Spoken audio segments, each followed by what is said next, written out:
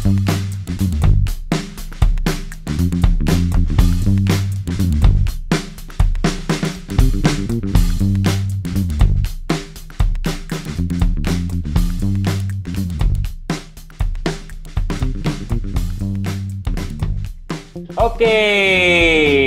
selamat datang kembali di kelas Sabtu. Ya, seru banget ya. Ini adalah episode kita yang ke-21, masih bersama gue Ebin dan ada Raki. Oke, Hai semua, apa halo. kabar? Baik. Mudah-mudahan semua kelompok capir di rumah maupun di studio itu merasa Studio. merasa sehat dan walafiat ya, karena kalau misalnya dengerinnya pada hari Sabtu di mana ini dirilis, minggu depan harusnya Jakarta itu mulai lagi PSBB katanya. Jadi everyone please stay safe and stay healthy ya, just take care of yourself dan family. Mudah-mudahan selalu sehat kita. Amin. Nah, kita hari ini kedatangan seorang tamu spesial ya. Tamu spesial yang akan share sama kita mengenai hal yang sangat relate sebenarnya sama diri kita, dan mungkin beberapa relate juga sama kehidupan yang kita alami sekarang nih ketika di masa pandemi gitu. Untuk itu mari kita sambut Mbak Ade. Halo. Hai Mbak Ade. Halo Ebin, halo Raki. Hai, Halo semua. Halo. Mbak Ade ini adalah nama panggilannya Mbak Ade ya, nama aslinya Mbak Astuti Martosudirjo ya, dan beliau ini adalah seorang expert di transformational life coach and subconscious mind reprogrammer ininya sih ditulisnya. Mbak Ade, boleh cerita sedikit nggak apa sih itu? Ya, apa sih biar para kelompok capir bisa agak apa nih gitu-gitu ya. Iya. Coba. Secara simpelnya sih, gue itu membantu individu declutter their lives. Ya, jadi beberes hati, beberes badan, beberes kehidupan supaya hidup lebih tenang. Oke. Dan membantunya itu melalui proses transformasi lewat alam sadar dan alam bawah sadar. Oh. Dua-duanya. Sadar dan bawah sadar ya? Ya, jadi conscious and subconscious and unconscious minds. Kalau... Biar bersih. Oh. Total. Kan declutter. Gitu. Supaya hidup jadi tenang, hidup penuh banyak energi. Iya, ditata ulang atau diberes-beres yang nggak penting-penting. Nah, apa yang declutter? Biasanya kalau kita mau melakukan perubahan ya dalam kehidupan tuh, kita kan punya segerobak atau sekoper masa lalu tuh yang mungkin belum diproses dengan sempurna sehingga memberatkan kehidupan kita hari ini. Sedangkan kalau kita mau menciptakan hidup yang lebih baik kan biasanya lebih tenang, lebih damai, lebih sehat, seperti itu kan. Langkah pertama seperti Marie Kondo bilang juga adalah beberes. Jadi beberes yang tidak penting-penting, emosi yang tidak membantu dan memberatkan dikeluarkan. Lalu pada saat yang bersamaan mereview juga seperti habit apa yang automatic habit dan habit by choice yang bekerja dan tidak bekerja, yang bisa atau yang sebaiknya dibawa ke kehidupan yang masa depan gitu. Jadi kalau misalnya kita pengen berubah kan selalu ada destination point ya.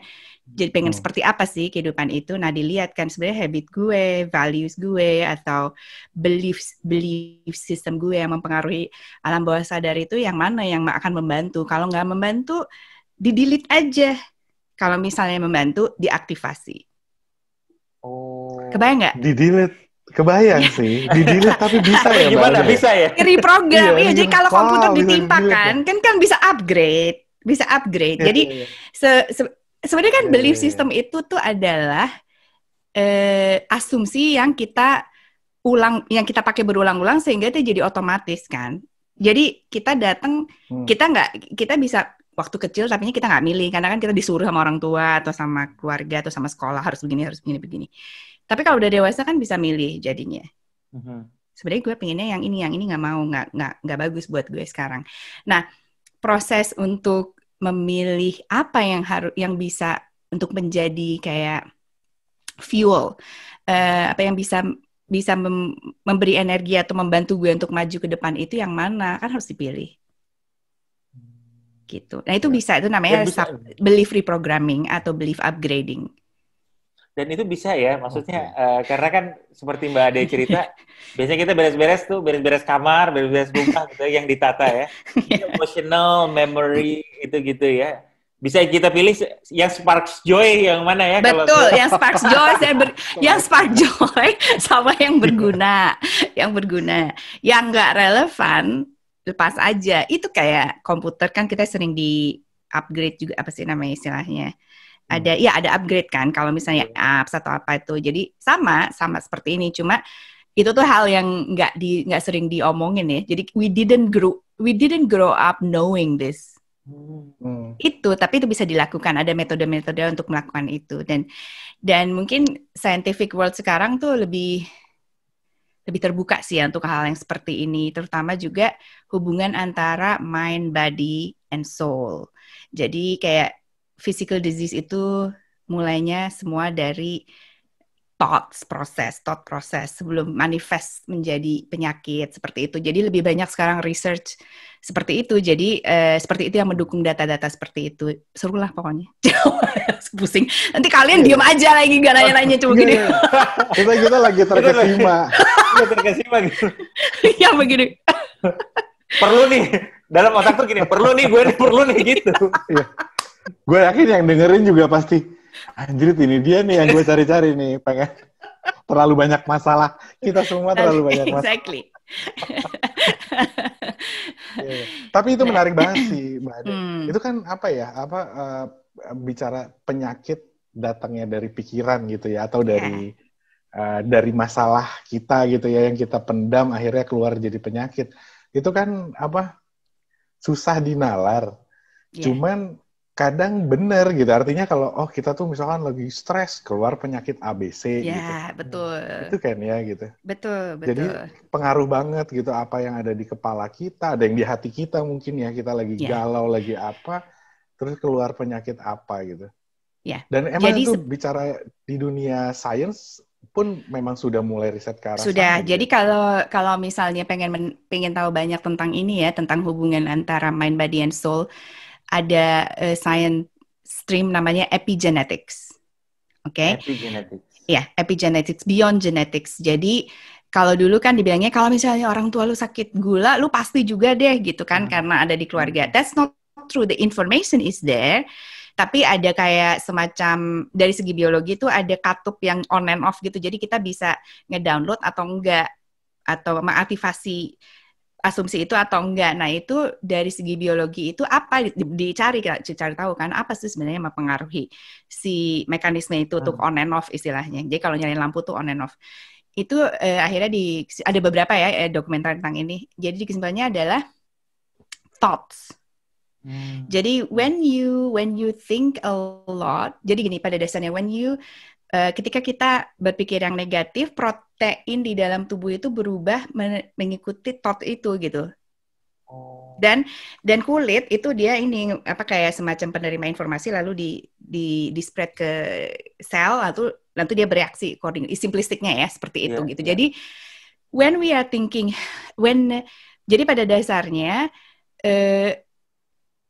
tubuh kita atau sel itu dia berubah, protein dalam sel itu berubah bentuk tergantung dengan environment-nya. Nah, apa yang mempengaruhi environment-nya itu adalah thought process. Jadi kalau misalnya it's toxic thoughts, it's going to create the shape of the proteinnya sehingga tubuh kita tidak optimal gitu.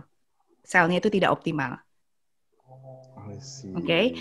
Nah, lalu pertanyaannya gini kan, sebenarnya itu emosi-emosi yang saya rasakan itu datang dari mana sih itu kan sebenarnya? Pertanyaannya juga itu keluar dari organ yang mengeluarkan emosi ini gitu. Jadi kayak misalnya liver itu dia memproduksi anger, bitterness, resentment seperti itu. Jadi nah bentuknya apa kan gitu kan? Itu tuh kayak energi aja dengan frekuensi tertentu. Jadi kalau misalnya kita nih tubuh kita di-cut sampai sekecil-kecilnya terakhirnya kan kayak ya gitu aja ada atom gitu kan. Nah, Kalau pas kita belajar fisika pas SMA sampai sekarang sih sebenarnya foundationnya kan Newtonian Science. Nah kalau pada saat yang bersamaan mungkin sekitar 34 tahun yang lalu quantum physics mulai itu keluar dan mereka mendapati bahwa dari limitations kali ya, mungkin kata yang tepat buat teori-teori dari Newtonian Science. Kalau Newtonian Science itu dia mikir kalau misalnya badan kita dibagi-bagi itu tiap masing-masing itu adalah bagian dari keseluruhan. Nah, kalau quantum fisik itu, kalau sel kita dibagi-bagi, semua selnya itu utuh, lengkap semua. Jadi, jadi beda banget kan? Jadi tergantung apa input eksternalnya itu dia bereaksi secara ini dan pada keseluruhannya semua itu penuh dan sempurna gitu. I don't know if it makes sense. Ini. Mbak Ade, kalau begitu sebenarnya kan kalau misalnya semuanya dari thought process ya, do we have full control terhadap our ini gitu kan? Karena kan kita kan terhadap kehidupan kita. Iya, terhadap apa kan ini kan terhadap tubuh kita ya gitu ya. Jadi misalnya lu kesel gitu atau lu berlama-lama sebel gitu atau misalnya stres, itu tuh kita sebenarnya bisa manage ininya gitu. Yes and no, dalam artian begini. Kita ketika datang keluar dari perut ibu kita, dari kandungan ibu kita tuh, we didn't come with a clean slate. We didn't. Karena trauma itu bisa diturunkan dari generasi ke depannya. Jadi dari generasi ke generasi ke generasi. Jadi pada saat kita keluar dari perut ibu itu udah ada some life stories of our family system. Even nggak diceritain ya? Nggak diceritain. Karena itu bentuknya energi soalnya. Jadi it's there is a scientific study also. Kalau misalnya tertarik pengen baca mengenai lebih banyak tentang ini, itu ada there is an expert called Mark Wolin. Dia bukunya It Didn't Start With You judulnya ya. Dan actually ancient cultures di berbagai dunia dan mungkin juga di Indonesia ya, saya rasa mereka juga tahu ini tuh kayak begini. Cuma mungkin dari scientific study-nya belum dibutuhkan. Dan terus ada BBC documentary juga namanya The Ghost in Your Genes. Itu juga itu lebih kalau mau nonton cari aja tuh, ada kok online. Bukan di YouTube tapi jadi mesti cari-cari streaming. Jadi we are coming to a life story of our family system. Jadi dan ini kalau kita nggak tahu masalah ini, so we cannot we think kalau kita nggak mengakui ada atau tidak menyadari ada ini, kita merasa kenapa kita gagal gitu mempengaruhi to take charge of our reality kan. Kalau yang berkenaan di kita sendiri tentunya kita bisa berubah. Cuma kalau yang ini tuh harus di-declutter juga, bisa di-declutter juga. Cuma hal-hal yang seperti ini yang enggak the invisible force lah ya istilahnya, the invisible energy yang sangat mempengaruhi kehidupan kita yang ini kenapa gue begini sih? I have no reason to feel this way, seperti itu kan. Itu tuh harus dikasih ruang dulu supaya make the invisible visible and then you can decide what to do with, then you can heal it, then you can let it go. Karena you cannot let go something you don't know. Basically kan. Yeah. And that's the power of healing, is to understand what it is, and the word of healing is actually to be whole, to make yourself whole again. Maksudnya whole gitu. Itu apa, Mbak? Complete sayanya. Jadi kayak decluttered lah ya. Jadi saya utuh gitu sayanya. Saya yang energi yang sayanya. Jadi kayak tadi yang saya bilang declutter hati dan segala macam kan. This is all the unprocessed emotions. Kalau bukan berarti kita nggak boleh beremosi. Cuma kalau misalnya kita dalam sistem untuk merasakan emosi dan melepas, memproses itu nggak lengkap, dia tuh kayak jadi clutter di dalam sistem energinya kita.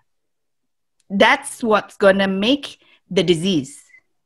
Karena pada dasarnya si unprocessed emotion, negative emotions, kalau positive emotion sih welcome anytime ya. The unprocessed emotions itu kalau misalnya diibaratkan energi, mereka tuh vibrasinya rendah. Dan supaya tubuh itu bisa vital, energetic, a lot of life kayak seperti itu kan, we need it to be in a certain vibration kan. Nah, kalau misalnya kita banyak yang diproses dan kayak trap seperti itu, kayak terperangkap. Itu memberatkan energetical system kita. Terus tergantung dia ada di mana lokasinya, dia mengganggu mengganggu vibrasinya organ-organ itu. Jadinya organnya tidak berfungsi dengan baik, sehingga jadinya jadi apa ya, sistem yang nggak sempurna ya. Dan kalau udah lama ya soak lah ya, lama-lama istilahnya sih. Ya. Ini tuh ilmu frekuensi energi gitu ya Mbak Adi sebenarnya ya.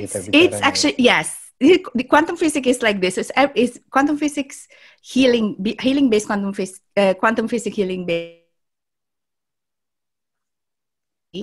So what it is about getting you back into your optimal vibration.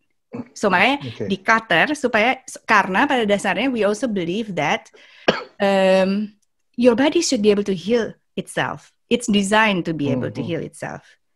Jadi, but if we are disturbing it by all kinds of clutters based on beliefs and thoughts, and then coming from our lives or the generations before, then it cannot do its job to heal itself well.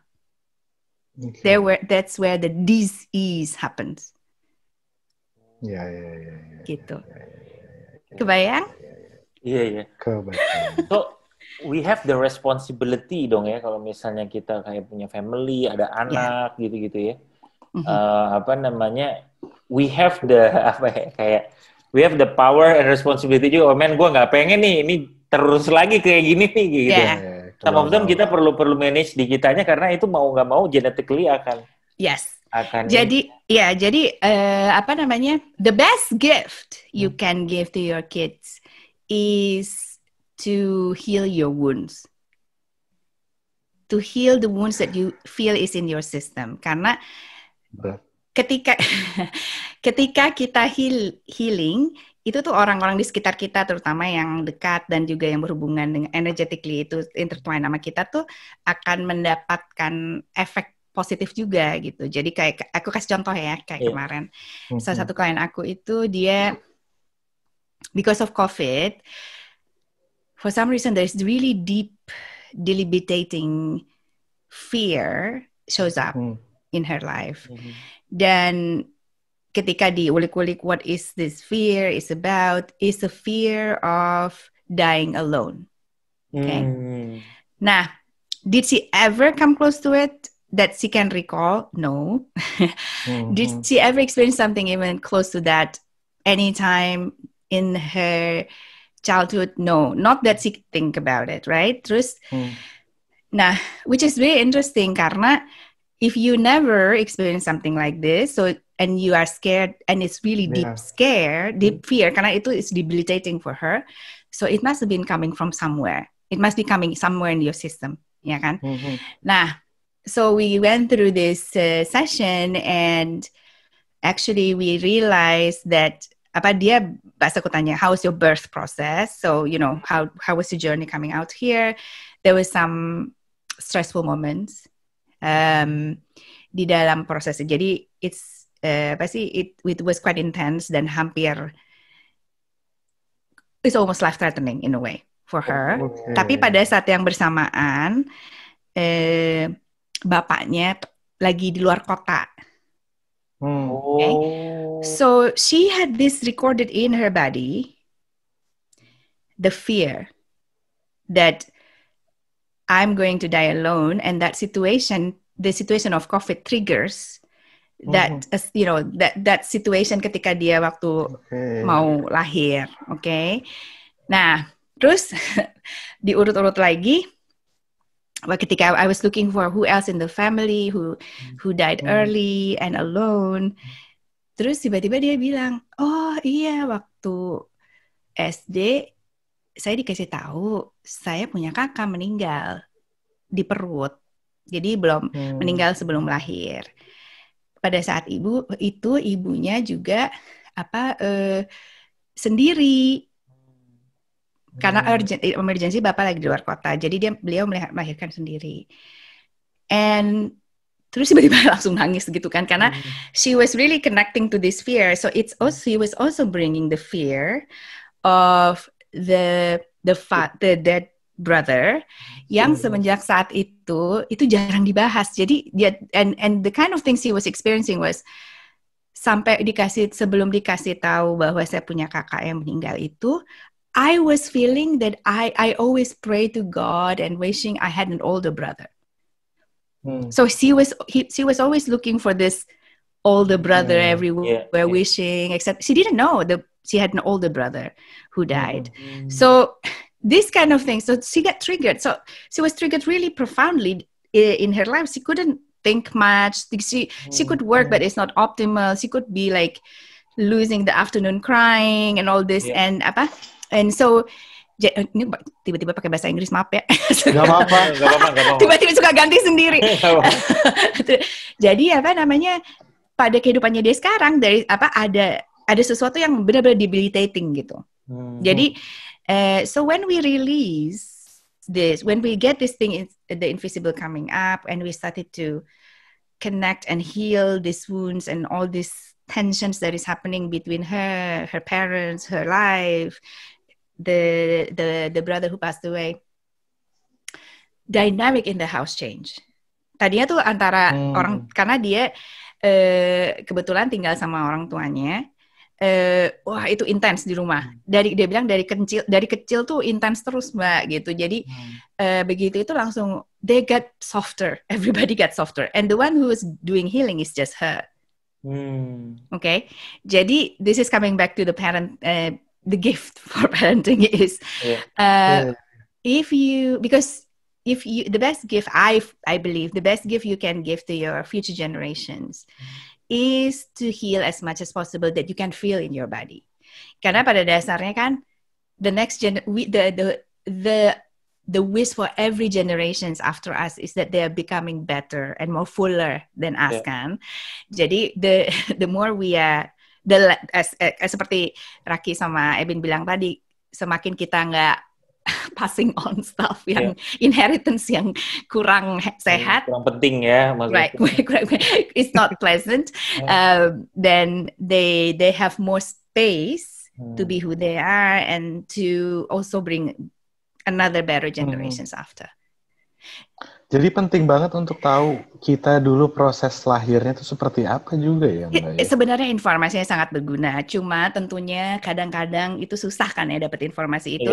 Dan kita bisa di-retrieve informasi itu. Jadi kan saya pakai hipnosis juga kan. Jadi kadang-kadang kalau ada klien yang I actually don't have the information, okay let's just go there and then we get the information. Jadi kayak klien satu this was very successful business person.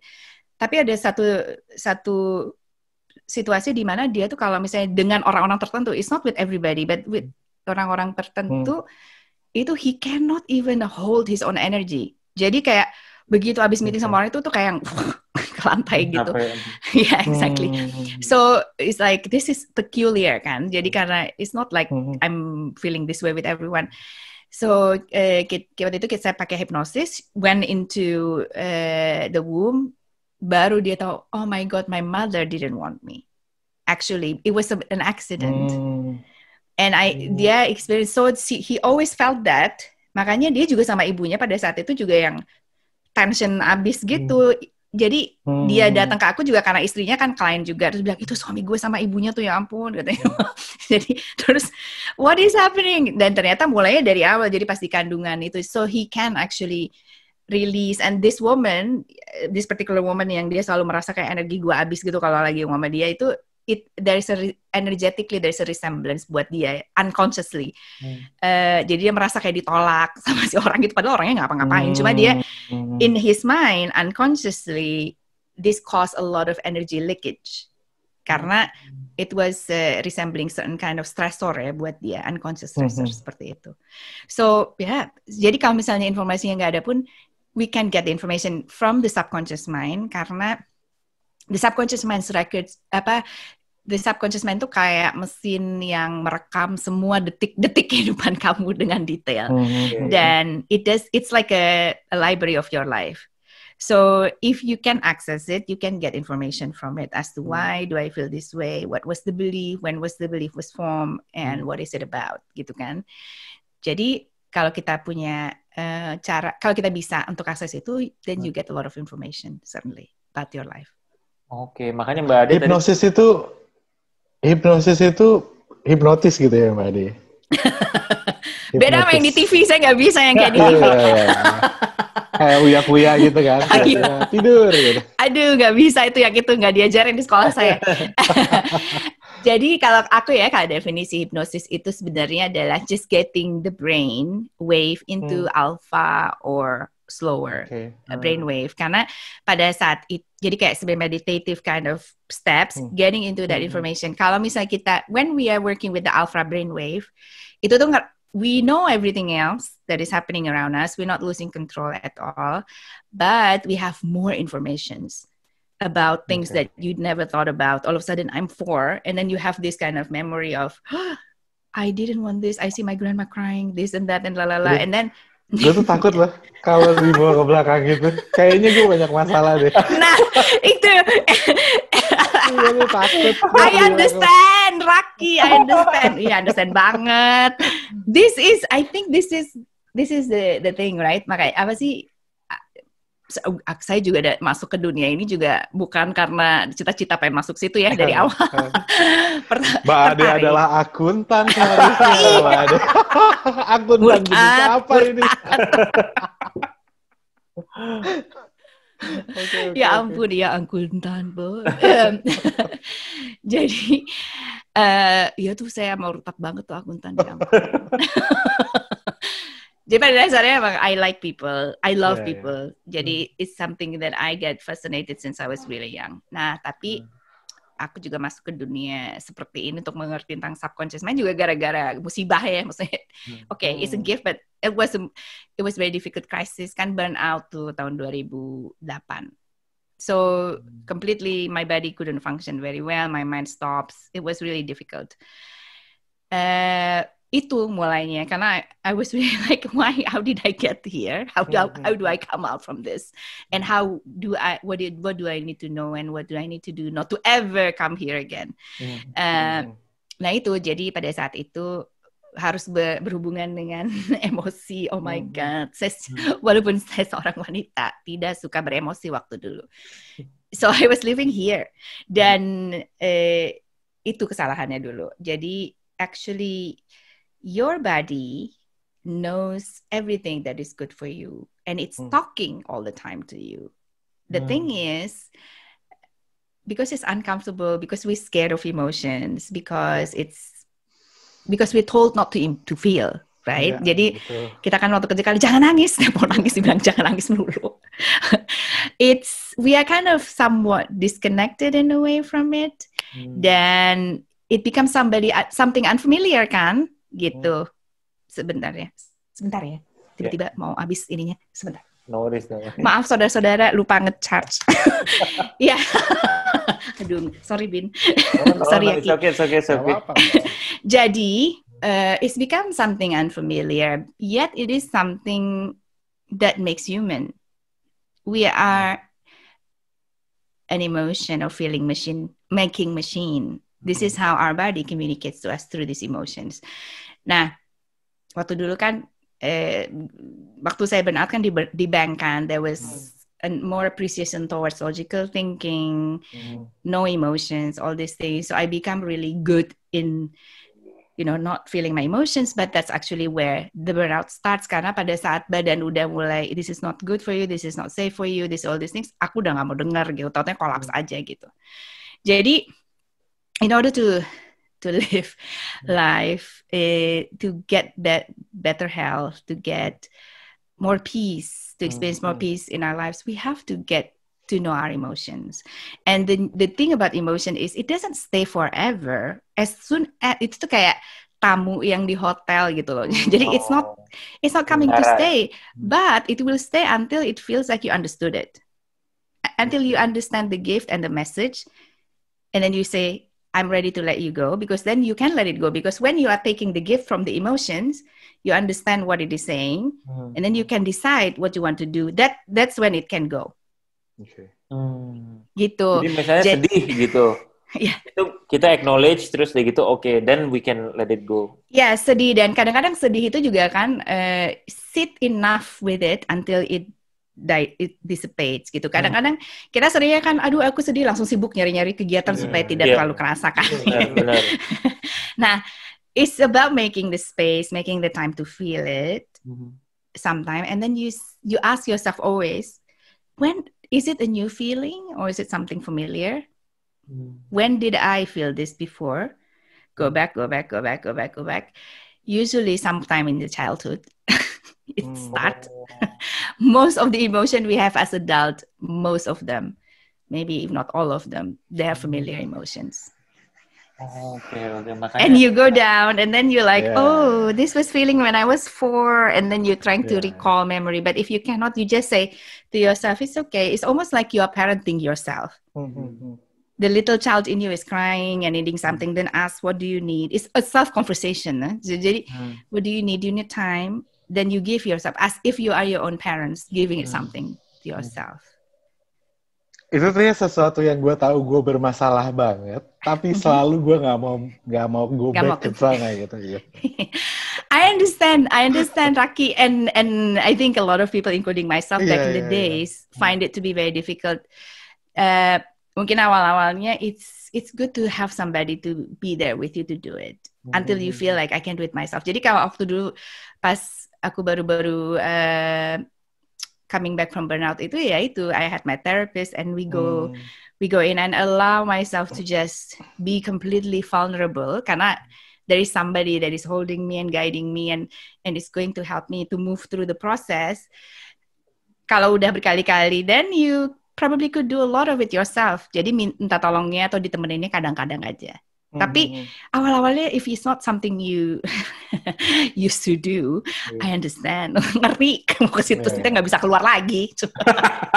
Iya, tapi ini Mbak Ade ya, kalau gue lihat kan emang ini sebenarnya mungkin masalah dari zaman dulu, dan ini mungkin usia kita aja yang nyampe ke tahapan ini ya, di mana jadi kita memperhatikan gitu. Jadi gue ngelihat ada banyak banget orang bermasalah. Gitu, gue tuh ngerasa ada banyak banget orang bermasalah. Ada yang memang dia kelihatan atau dia kerasa dia keep faking aja gitu, di depan orang selalu kelihatan gimana, tapi gue yakin dia damage banget gitu di dalamnya. Kita jadi mulai merhatiin, dan kebetulan gue sama istri gue tuh sering, aduh ini kok dia begini banget ya ininya gitu, kerasa kelihatan. Itu gara-gara kita mulai memperhatikan gitu kan, dan karena kita sadar juga. Dan dari situ makanya gue jadi tadi juga bisa bilang kalau gue takut gitu balik ke belakang, karena pernah ada momen di mana mencoba balik ke belakang gitu. Jadi ada something lah yang dimana kita remember lagi waktu kita kecil. Waktu itu kebetulan kan karena gue sama istri cukup mengenal essential oil ya, cukup main-main sama essential oil. Jadi mulai ada kegiatan di mana kita nyium bau, terus udah gitu coba diinget ini di masa kapan dan segala. Begitu tuh balik ke masa kecil tuh gue yang oke. I'm not going there. I'm not going there. Tapi abis itu gue jadi mikir, bener banget kata Mbak Ade ya, memang mungkin itu ya gitu. Mungkin ada hal-hal yang di masa kecil kita yang memang mungkin terlalu menakutkan gitu untuk kita. Padahal memang itu yang ngebentuk kita sekarang gitu. Right, exactly. Jadi gitu. Betul. Jadi kalau we are shaped by the experience, we are shaped by a lot of the fears that we experienced when we were a child. Jadi kalau ada satu paham di psikologi di mana personality is actually not who you are, but it is your coping mechanism of the struggle you had when you were a child, and that become you in a way because you're doing it a lot. Jadi, but that's not you. Jadi contoh nih aku aku kasih contoh aku aja. Ketika sekitar umur 4 tahun, aku anak pertama kan, anak pertama. Sekitar umur 4 tahun kali aku, adikku masih kecil, papa pernah kecelakaan. Jadi waktu itu belum ada telepon kan, belum ada HP seperti itu. Nyampe ke berita, papa kecelakaan di daerah Cianjur, ada yang meninggal. Nyampe ke Bandung, itu orang kantor bilang ke mama, ada yang meninggal, tapi nggak tahu siapa. Jadi it doesn't really matter. It can also be your husband kan, but nobody knows. Jadi for a few hours, my mother was traumatized. It really doesn't matter that the information is not accurate. The trauma is already happening. Bapak juga trauma karena ada yang meninggal di pangkuan bapak gitu. Jadi so they change everything gitu. Dia mereka berdua itu merubah taktik gitu karena they've been so close to death before. This can happen again. They accept that this can happen again. So we need to prepare our kids when we go. Nah, salah satu bapak ibu yang yang mereka memutuskan itu adalah bahwa I need to be raised to be able to take care of my siblings. Okay, for a child, even though they were not giving you the responsibility there and then, the energy and the feeling, karena kan kita sampai seumur 6 tahun itu the dominant mind in our life is the subconscious and unconscious mind. Because logical thinking belum jalan tuh waktu itu. Jadi it's just rekam semuanya. And direkam itu dari energi, dari perilaku, dari segala macam kan. So I sense that. And so I had to grow up really quickly. Throughout my life, my mom get ill a lot. She would say goodbye. I don't know if I'm going to make it 3 or 4 times. And for me, every time she does that, I just grew up even more. I grew up even more. So it becomes the person who I was until the burnout, because I didn't realize that was who I was. Dalam artian, I just assume a position. I need to take care of everybody. I need to be good in what I'm doing. I push myself so hard because I was saying to something that was actually impossible for me to do, which is to be adult when I was really young. Okay. My parents didn't have bad intention about that. Okay, but as a child, this is too much. Makanya ada kayak perasaan, I'm never good enough. Of course you're never good enough because you were not the adult, you were the child. Tapi it makes us the way who we are today. Terus kita jadi ya berprestasi, semua go-getter, apa segala macam. And then we forget at some point to take care of ourselves and you collapse. So that's when the awakening coming in, like, what is happening here? Okay, so a lot of this, most of the things that sekitar mungkin 85% dari how we behave today, when we didn't change it, it was the programming from childhood. Okay. Berarti even kalau dari cerita Mbak Ade, it is mungkin juga nggak dibilangin ya, lu harus take care of your, tapi the energy, the energy aja itu udah bisa kerasa bahwa I am imposing your responsibility, I'm expecting you to ini ya. Or you through the eyes. How do the babies and their parents bond? Through the eyes, in the skin to skin, and listening to the heart. Okay, there's no words. I mean, the baby doesn't understand anything, but it understands love through these languages. So it's the energy, it's the feelings, feelings and again energy. They get this. Okay. Makanya kan kita kadang-kadang kalau jangankan waktu kita kecil, kalau kita lagi kemana gitu, ini kenapa sih rasanya nggak enak gini sih di sini? Iya kan? That's energy. Okay. Dan manusia itu sempurna ya di desain. We have a detection sistem untuk mendeteksi, jadi kayak intuisi, gut feeling seperti itu kan untuk protection. Intuisi itu to know what is good for us, which we never experienced before, which something that is calling us, seperti itu kan, intuisi segala macam. We have all that perfectly, tapi nggak dipakai. Atau karena banyak clutter, jadi agak-agak terpendam. Tertahan ya. Banyak firewall. Bahasa-bahasa komputer semua dari tadi nih kayaknya. Update. Biar gampang. Biar gampang. Ya ampun. Ini apa namanya? Menarik sekali sih ya. Jadi karena kita kadang suka mikir juga tuh ya apa? Ya kita nggak tahu kenapa why we are behaving like this gitu. Terus udah gitu, we have certain fear that we don't know why. It's just that aduh ya pokoknya gue gak seneng deh gini gitu. Dan actually dengan seperti ini tadi soalnya tertarik aja Mbak Ade bilang kan ada conscious and unconscious, right? Jadi mungkin yang unconscious hypnosis untuk kita lihat. Hipnosis banyak metodenya. Jadi makanya orang kan bilang meditasi, this is exactly trying to get to the subconscious mind because it's slowing down the brain wave, ya kan? Jadi it's actually allowing connections dengan the deep essence of who we are, yang the energy that makes you gitu, the energy that goes when you die, that energy gitu. Jadi this energy has a lot of information about what are you, why are you here, what it is that you have chosen to learn here, what is it that you have chosen to contribute, ya kan? This information itu bukan di luar, di sini, di sini. Jadi it's an information that is already there. Cuma kan waktu kita kecil we cannot access this. Kita kan our lives is dependent on a lot of the people around us. Jadi kita punya kebiasaan untuk melihat keluar kan. Padahal semua jawaban itu ada di dalam kalau bisa diakses. Karena semua orang kan uniquely you gitu. Jadi jawaban buat Ebin beda sama jawaban buat aku, sama buat Raki juga, exactly. Jadi kadang yang comparing to others itu kadang-kadang we can use them as a mirror, but they're not providing the answer. Jadi kalau misalnya we using others to understand what is it that we don't like about ourselves, and then you go in, not to him or to her, you stop projecting, you go in gitu.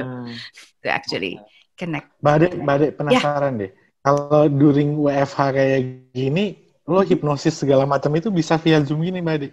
Oh iya. Jadi semua kerjaan saya pengaruh banget ke pekerjaan lo ya? Iya.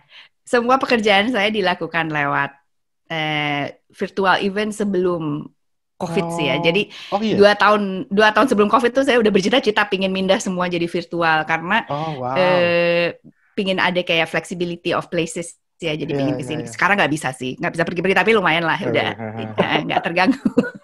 Bisa jalan-jalan, tapi kebetulan COVID jadi tetap di rumah. Ya sudah, ditunggu dulu.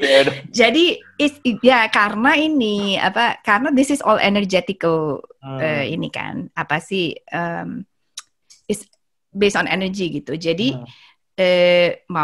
aku kan pakai beberapa metode kan, kayak seperti hypnosis, lalu emotion code, body code, ancestral healing, seperti itu. And then all these things I choose deliberately to learn tools yang aku bisa pakai online, and actually anything energy heal, even Reiki for example. This goes, aku juga Reiki ini kan practitioner juga. I can heal anyone from anywhere in the world. From wherever I am, karena it's all energy. It's like internet kayak itu loh. Makanya dari tadi ngomongin firewall. Biar kebayang gitu loh. Internet, pakar komputer ternyata. Benar. Bukan. Saya hack deh itu informasinya kamu gitu. Iya. Gue kadang-kadang ya kalau sama orang-orang kayak Mbak Ade gini ngobrol, gue tuh suka takut, tau nggak? Takut dibaca. Orang punya masalah apa? Gue tuh suka. Itu adalah khawatir. Itu adalah ketakutan yang valid. Tapi itu bisa dihindari. Jadi gini pada dasarnya dengan energi ya. Saya Raki bukan orang yang iseng-iseng karena capek baca-baca gitu itu. Dan kadang-kadang kalau tahu kan jadi merasa, aduh harus apa nih kalau misalnya tiba-tiba saya tahu gitu kan. Jadi udah mendingan nggak usah deh. Iya, betul. Jadi it's a choice to help when the people is asking for help. That's my personal ini.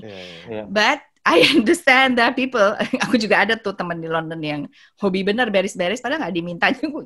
Dan aku bilang it's not right what you do karena you are disrespecting the person's energy and willpower, the choice kan. But at the same time, I think you can also say if you feel like somebody is reading you, you can decide seperti aktivasi firewall aja. Aktivasi firewall cuma bilang yang I'm not allowing anything or anyone to read my energetical field. That's your choice. Even hantu-hantu yang mau nempel itu kalau diusir juga harus kayak diusir. I see. You have no right to be here, but you have to assert your boundary. Okay. Kayak ke makhluk hidup yang lainnya yang suka asal-asal kepo kan.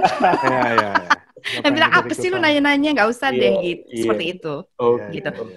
And then you just imagine, just a shield, there's a shield around you and that's it. Nobody's reading this, gitu. I see. Mbak Ade, ini kan steps-nya lumayan ini ya. Maksudnya ada bisa beberapa lah gitu ya. Choices-nya juga banyak.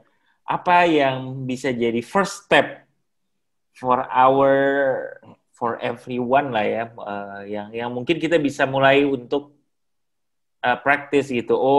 Lu minimal lu gini dulu deh. Let's try ini gitu. Just like one step gitu. Pada dasarnya, ini aku ngebahas sih sama banyak klien ya. Pada dasarnya, we need to be kind and responsible towards ourselves. Jadi, we need to recognize and allow ourselves to feel that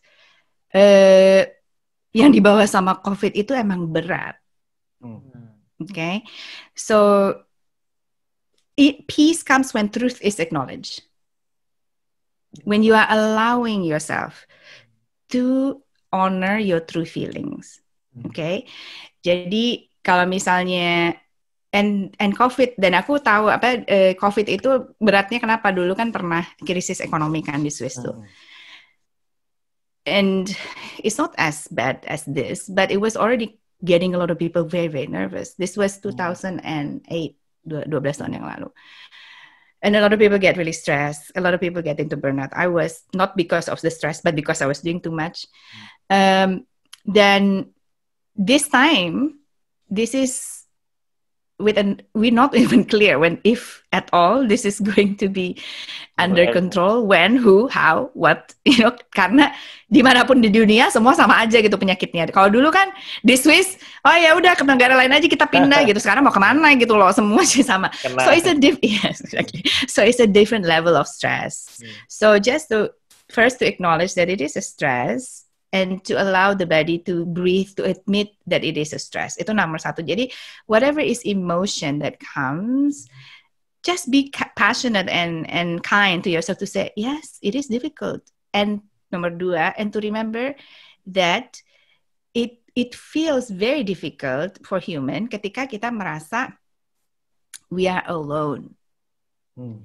Human is not made to survive this life alone. Desainnya tidak seperti itu. Desainnya itu adalah we group kita tuh. Makanya orang kalau ngirim tuh at least 2 orang lah ya ke perang gitu. Jangan sendiri aja, nggak pasti nggak balik gitu loh. Jadi karena we are social social creatures, exactly. Dan compassion is required to survive. Animals they have compassion. Jadi when you are getting stressed, always remember you're not alone, because a lot of the time when you are getting stressed atau anxious, itu tuh you feel disconnected from everyone, and I'm all alone down here in my cave kind of situations. So breathe and then tell yourself it's not true. So what can you do? Increase the depth of your connections with the people you trust. Walaupun gak bisa ketemu, then pakai Zoom juga, change the conversation to things that really is deep, supaya supaya somebody's holding you and you're not alone when you are feeling these things gitu. It's very important untuk situasi seperti ini. When this is still not working, get help. Okay. Nah, terus, when we have emotion, how do you process the emotions? Pertama, itu tadi, you connect to it, you allow it, make time, sit quiet, sit still, and then find out. And when it's grief, allow yourself the space and take away the pressure. I need to be done with this grief in 3 days. There's nothing like this. Okay, the emotion will stay as long as it needs until it's finished. Okay, terutama kalau grief tuh biasanya lama. Okay, nah ada tuh salah satu klien aku juga nanya, Mbak gimana nih, susah nih mau ketemu orang ya gitu, maksudnya susah ketemu. How do I manage this movement of energy? Sing your grief, dance your grief, scream your grief, whatever. Do something so the energy in yourself is moving. Seperti itu. Kalau bisa, tapi mungkin susah di Jakarta. Kalau bisa, go into the nature and stay a lot with the greens. They're not judging you, they're loving you, and there's a lot of energy, earth magnetic field energy. It's helpful for your energy in the body. Kalau nggak bisa, then do your best within your own space. So create, for example, different rituals. Kalau misalnya bangun tidur, then you do stretching of getting your, being very kind. Karena kan kalau kita misalnya tense atau tegang tuh tidur juga kan bisa pegel-pegel kan. Betul. Ya. Bangun tuh malah capek. Iya betul, bangun tuh capek. Jadi mulai dilihat-lihat, aduh jadi apa nih yang harus ditambah. There's a lot of resources in YouTube to stretch yourself. I do it. Semenjak COVID juga, I change a lot of my routine before sleeping, during the day, and when starting my day, basically. Okay. Yes. Does that help? Iya. Kayaknya apa namanya, there is so many new things ya yang kita dapat nih di dalam ada sejuta pertanyaan. Ada sejuta pertanyaan. By the way, kalau sejuta pertanyaan, kita mungkin beberapa juga udah bisa banyak yang teman-teman dengerin. Mbak Ade tuh ada podcast juga, right? Uplift My Life Today, right? Yes, Uplift My Life Today. Oke. Ada di mana, Mbak Ade? Spotify ada juga. Spotify, Anchor.fm, Google Podcast, Apple Podcast, all these main ones. Uplift My Life Today. Yeah. Dan kayaknya juga udah banyak juga ya. I think it's almost 30. Iya, hampir 30. Iya. Tapi saya mah sebulan sekali, Bin. Oh, berarti udah lebih lama lagi lebih dong. Lama daripada kita. Kita kan kejar tayang stripping lebih banyak. Okay. Mbak Ade, berarti Mbak Ade kan punya apa ya istilahnya? Pasien ya istilahnya ya. Nah, itu dari berbagai belahan dunia ya kalau kita bicara online ini kan. Iya, betul. Gimana sih caranya mau jadi kliennya Mbak Ade itu? Gampang. Langsung gitu. Raki. Langsung WA-an gitu. Gampang. Step 1 tuh aku selalu encourage people untuk set up discovery call dulu. It's free of charge, half an hour. Kenapa penting tuh? Pertama, I just want to be sure that I can help you sebelum kita embark on a journey together. Dan yang kedua adalah juga saling get to know each other in 30 minutes. Karena kan seperti yang tadi Raki bilang, aduh ngeri ya, Bo, mau ke situ gitu loh. Semua klien tuh. Saya mau digali tapi nggak mau ke situ saya. Nggak mau ke situ. Ini juga nggak pengen, ini saya takut. Jadi the key thing is to feel comfortable enough to start and to allow the relationship that we're building to make you to be open to that. Karena as you are semakin kita berinteraksi, semakin comfortable you're going to be, and then the more trusting you are for me to hold your hands to actually go there. Karena kalau untuk healing tuh there's no shortcut gitu loh. Kita harus masuk ke gua itu. Tenang, ada center, nyantai aja gitu maksudnya. Tapi gitu. Jadi ditemenin ya. Exactly, ditemenin. Ada tali nggak nanti kalau keluar lagi? Ada ya. Takut nyasar. Takut aku. That's the first recall. The best thing to do it is ke website aku, www.upliftmylife.today. Terus nanti di situ ada yang kayak setup discovery call, etc. Ada bisa dari situ. Gitu. That's the first step. Nanti kita ngobrol baru. Saya bahas apa yang bisa dilakukan karena masalah orang tuh nggak ada yang sama.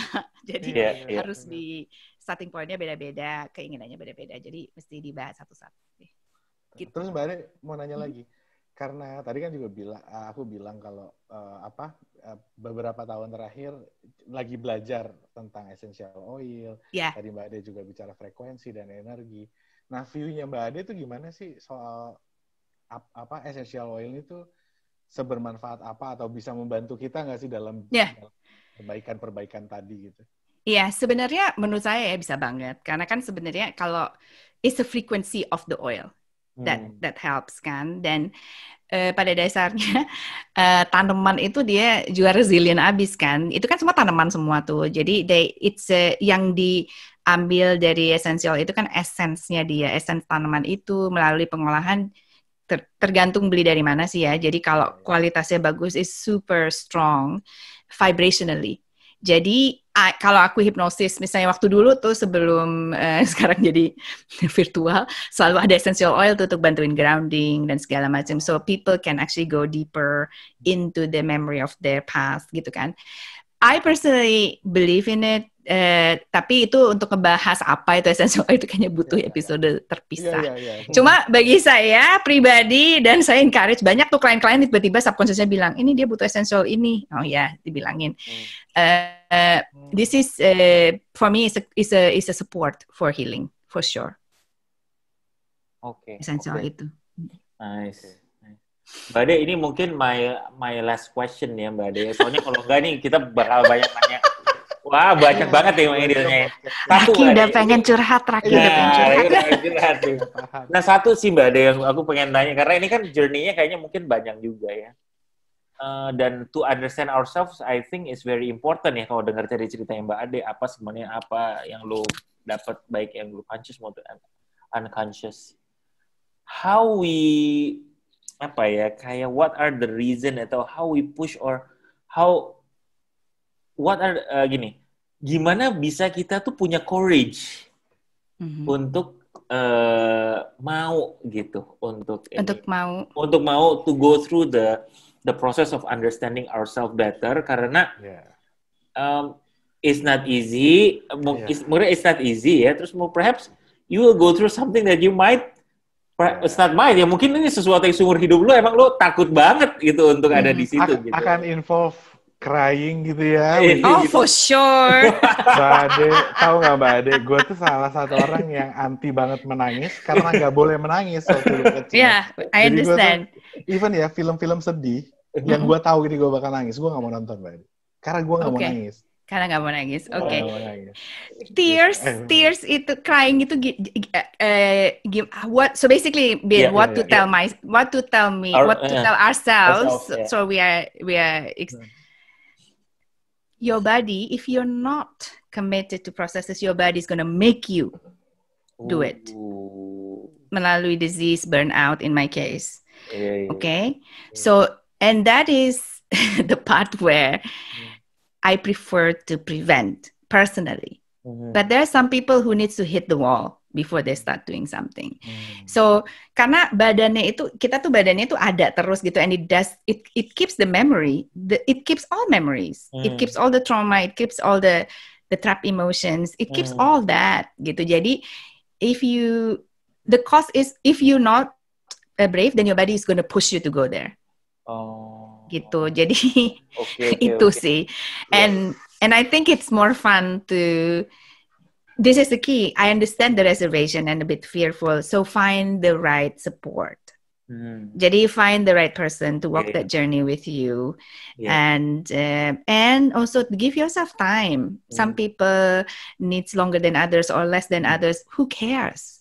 As long as declutter gitu kan. One step at a time juga ya Mbak Ade. One step at a time. Saya termasuk golongan yang dulu saking nggak mau ngerasain emosi sampai kolaps dulu. Jadi udah kalau udah begini tidak mau karena tapi itu benar sih itu ya. Maksudnya kita harus tahu juga ya, nggak boleh juga kan ya sebelum itu terjadi mungkin kita memperkaya diri kita juga dengan benar. Dan nggak harus semua burnout kan, nggak maksudnya. Iya jangan sampai dong. Maksudnya bisa penyakit macam-macam. Bisa macam-macam kan. Itu.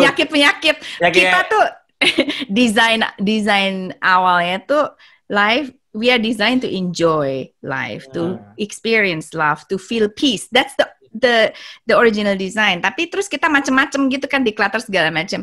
So that's when the problem starts kan. Jadi kalau misalnya kita itu dikasih badan untuk disayang-sayang, maksudnya sama Allah juga dikasih badan kan, maksudnya jangan di abuse dong gitu loh. Lu dikasih pinjaman badan kok nggak diurus. Titipan ya, ini titipan ini. Benar. Gitu kan. Dan exactly, and I think from this perspective, the body is a very loyal and very loving part of ourselves, and it will do as much as it can for you until it cannot, and that's when it cannot, then you need to help it gitu kan. Jadi gimana kalau nggak usah sampai ujung-ujung banget gitu loh. Ininya makanya. Iya. Mobil aja di servis gitu, masa badan enggak gitu. Benar. Nice. Raki, mungkin ada pertanyaan lagi? Enggak, udah gue nggak habis. Langsung WhatsApp. Nanti gue WhatsApp Mbak Ade aja. Sip. Iya. So, thanks so much ya Mbak Ade ya. Sama-sama. Aduh, selamat. Terima kasih ya udah ditanya-tanya. Aduh, maaf kalau ada kata-kata yang salah atau informasi yang kurang 100% accurate. Harap dibaca-baca juga. Ini tuh kan tadi masih banyak banget ya yang harusnya kita bahas ya. Tapi kita nih sekarang masih kaget nih sekarang. Masih kaget ketemu Mbak Ade, jadi kita nanyanya agak serabutan kanan kiri.